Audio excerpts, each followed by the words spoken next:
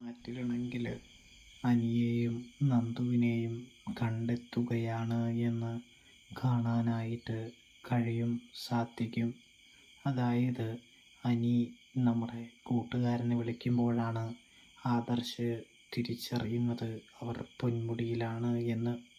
ഇതേ സമയം നയനയും ആദർശും അവർക്കരികിലേക്ക് പോവുകയാണ് എന്നും കാണാൻ കഴിയും.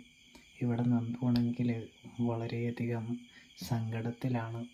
ഇന്നലെ ലീവ് എടുത്തു, ഇന്നിപ്പോൾ വലിയ പ്രശ്നമായിരിക്കുകയാണ്.